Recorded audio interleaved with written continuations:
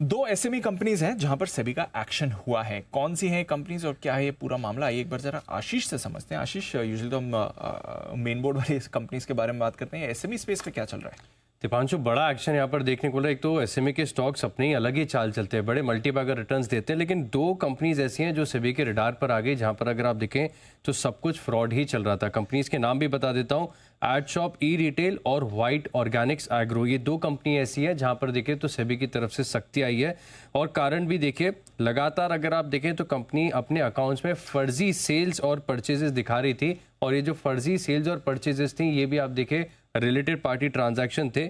और इसके साथ अगर आप देखें तो स्टॉक को प्रमोटर्स ही खुद अपने पंप एंड डंप कर रहे थे। स्टॉक में लगातार देखा गया है कि बड़ी तेजी आई, कितनी तेजी इन दोनों शेयरों में आई आगे बताऊंगा, लेकिन प्रमोटर्स भी समय समय पर अपनी हिस्सेदारी इन स्टॉक्स में घटा रहे थे।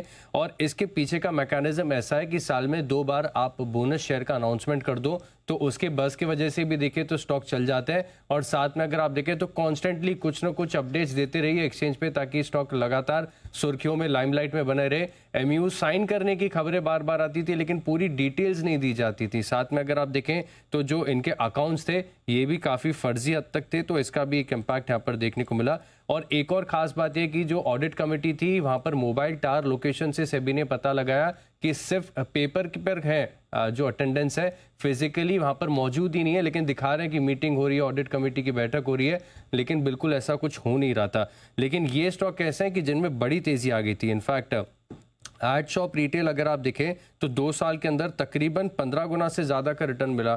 9 से रुपए से बढ़ के सीधा एक तरफ 132 रुपए तक शेयर चला गया। लेकिन इसी बीच में अगर आप देखें तो प्रमोटर्स ने इस अपॉर्चुनिटी को एनकैश किया, और जो उनकी टोटल हिस्सेदारी 63% थी वो घटाकर 27% कर दी। स्टॉक में तेजी आई, लेकिन फिर वहां से अगर आप देखें तो प्रमोटर्स की तरफ से जो सेलिंग प्रेशर आया, इसकी वजह से पंप एंड डंप वाला सिनारियो हो गया। सेम अगर आप देखें तो व्हाइट ऑर्गेनिक्स एग्रो, यहाँ पर भी अगर आप देखें तो जो स्टॉक 2.5 रुपए का हुआ करता था वो चढ़ के सीधे 52 रुपए हो गया।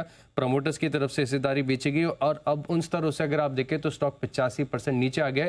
तो अच्छी बात है, ऐसे जो स्टॉक जिनमें फर्जी ट्रेड्स हो रहे थे, साथ में अकाउंट्स में गड़बड़ी थी, वो अब सेबी के रडार पर आ रहे हैं। और सेबी ने एक्शन भी लिया है। तो चलिए, ये आपके लिए खबर आती हुई दिख रही है। एसएमई स्पेस पर पंप एंड डंप का ये मामला सामने आते हुए दिखा है, तो एसएमई शेयर्स पर भी ध्यान रखें। ये क्लियर है, कई सारे शेयर्स ऐसे ही हैं जो बिना किसी वजह के बम्प करते हैं और फिर बाद में पता चलता है कि प्रमोटर की तरफ से पंप एंड डंप स्कीम चल रही थी।